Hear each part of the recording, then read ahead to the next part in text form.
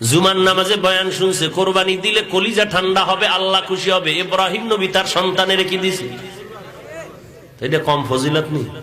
কয় যেই পশুটা কোরবানি দিবি ফুলসিরাতে পার করায় দিবে, এই জন্য মোটা তাজা নিবি যেন পাওটা ভাঙ্গা সেখানে পড়ে না যায়। হেন গরু এগুনি দেখছেন নি কারবার? নবীজি কয় এমন সুন্দর বাহন, এমন প্রাণী কোরবানি দাও হাসরের ময়দানে। কি কইছে নবী? তোমার পুলসিরাত পারের সহায়ক হবে। কিয়ামতের দিন উঠবেন নি গাবি নিয়ে? ঘোড়া গরু গাবি উঠবে? উঠবে না। আরে নবীর উম্মতের দল, আবার ওই পশুর শরীরের মধ্যে যেই পরিমাণ পশম, ওই পরিমাণ সওয়াব। লাইয়ানালাল্লাহু লুহুমুহা ওয়ালা দিমাউহা ওয়ালাকিন ইয়ানালুহুত তাকওয়া মিনকুম। তোমার অন্তরের তাকওয়া আল্লাহর কাছে কবুল হবে। মোটা গরু আর তাজা গরু এটা দুনিয়ার মানুষকে দেখানোর জন্য না, একমাত্র আল্লাহর মুহাব্বতের জন্য কোরবানি করো। এমন বয়ান দিছে, সব বয়ান তো আর সবাইরে ধরে না। এক রিকশা ড্রাইভারের ধরে আলাইছে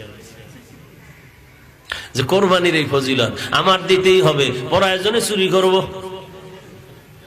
চুরি করিয়া হলেও কোরবানি দিব, এই ফজিলত থেকে বাদ দেওয়া যাবে না। তবে চুরি করতে কই যাব? মানুষের বাড়ি গেলে ধরা খাইলে তো ফিডা বিসমিল্লাহ ছাড়া সমানে চলবে না। এমন জায়গায় যাব যেখানে ধরা খাইলেও জামিনের একটা রাস্তা আছে। কই যাই?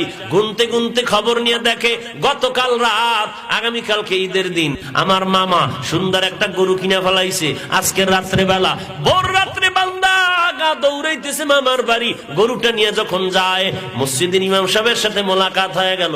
ইমাম সাহেব উঠছে ফজরের আগে তাহাজ্জুদ পড়বে, হঠাৎ দেখে ওই এলাকার বান্দা গরিব মানুষ গরু নিয়ে যায়। কই যাও?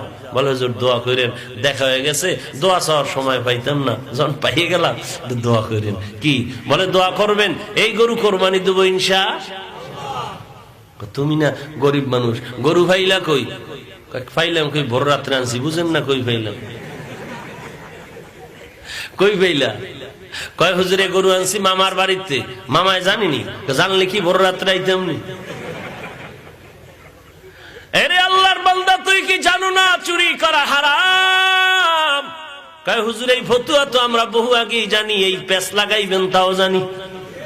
তবে সমাধান মেনে নিলাম, সমাধান করে নিয়েছি।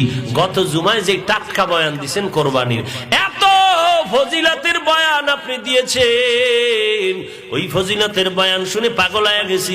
এবার চিন্তা করলাম, এবার চুরির তো একটা গুনাহ হবে, হিসাব মাইনাস প্লাস করে ফেলেছি।